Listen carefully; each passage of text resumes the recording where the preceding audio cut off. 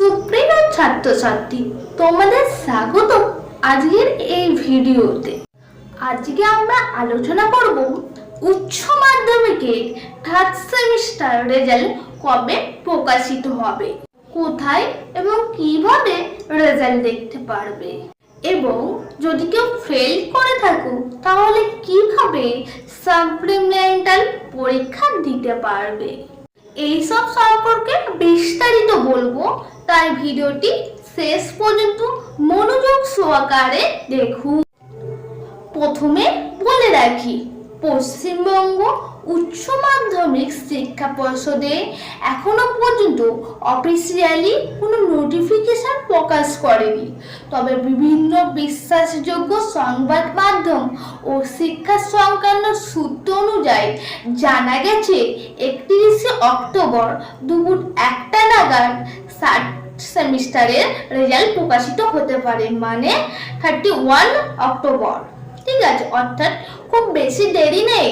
এই মাসে একদম শেষ সপ্তাহে তোমরা রেজাল্ট দেখতে পাবে। এখন আসা যাক রেজাল্ট কোথায় এবং কিভাবে দেখতে পারবে।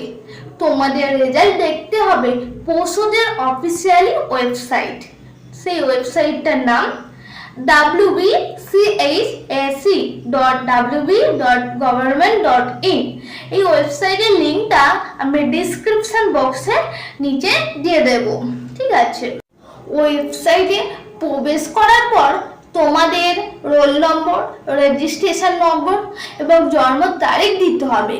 তারপর সাবমিট করলে তোমাদের রেজাল্ট স্ক্রিনে চলে আসবে, যেখানে থেকে নিজের বিষয় ভিত্তিক নম্বর ও মোট প্রাপ্ত নম্বর দেখতে পারবে। তবে একটা গুরুত্বপূর্ণ বিষয়, এইবার কোনো মেধা তালিকা বা র্যাঙ্ক লিস্ট প্রকাশ করা হবে না। তোমরা শুধু নিজেদের প্রাপ্ত নম্বর দেখতে পারবে, যাতে অযথা তুলনা না হয় এবং পড়াশোনা আরো মনোযোগ দেওয়া যায়। এখন প্রশ্ন আসে, মার্কশিট কবে পাওয়া যাবে? এবার থার্ড সেমিস্টার এর পর আলাদা করে কোনো মার্কশিট দেওয়া হবে না। রেজাল্ট প্রকাশের পর তুমি ওয়েবসাইট থেকে একটি স্ক্রিনশট নিয়ে রাখবে, কারণ সেটাই তোমার রেজাল্টের প্রাথমিক প্রমাণ হিসাবে কাজ করবে। অফিসিয়ালি মার্কশিট তোমরা পাবে চতুর্থ সেমিস্টারের রেজাল্ট প্রকাশের সময়, অর্থাৎ ফেব্রুয়ারি মাসে। এখন আসা যাক ফেল করলে কি হবে।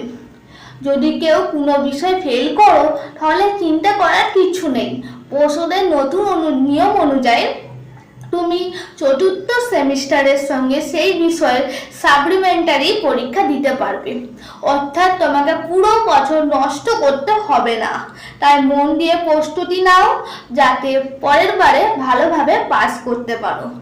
আরেকটি গুরুত্বপূর্ণ তথ্য, যদি কোনো প্রশ্নপত্রে ভুল থাকে অথবা বিকল্প উত্তর এমসিকিউ অপশন সঠিক না দেওয়া থাকে, সেই প্রশ্নের নম্বর পর্ষদের তরফ থেকে সকলের জন্য দেওয়া হবে। এছাড়াও যদি কোনো কেউ ওএমআর সিট রোল বা নাম লেখার সময় ভুল করে, সেই নিয়েও আতঙ্কিত হওয়ার দরকার নেই, কারণ সেগুলো ম্যানুয়ালি চেক করা হবে। সব শেষে বলবো, রেজাল্ট যাই হোক হতাশ হওয়ার কিছু নেই। এই থার্ড সেমিস্টার আসলেই তোমার চূড়ান্ত রেজাল্ট প্রস্তুতি মাত্র। আগামী সেমিস্টার আরো ভালো করার সুযোগ তোমার সামনেই রয়েছে। তাই এখন থেকেই মন দিয়ে পড়াশোনা শুরু করো। রেজাল্ট প্রকাশিত হলে আমরা পর্ষদের অফিসিয়ালি ওয়েবসাইট চেক থেকে আপডেট নিয়ে আরও একটি বিস্তারিত ভিডিও বানাবো, যেখানে লাইভ রেজাল্ট চেক করার পদ্ধতি দেখিয়ে দেব ধাপে ধাপে। তাই চ্যানেলটি সাবস্ক্রাইব করে রাখো, যাতে সঙ্গে সঙ্গে সেই আপডেট তোমার কাছে পৌঁছে যাও।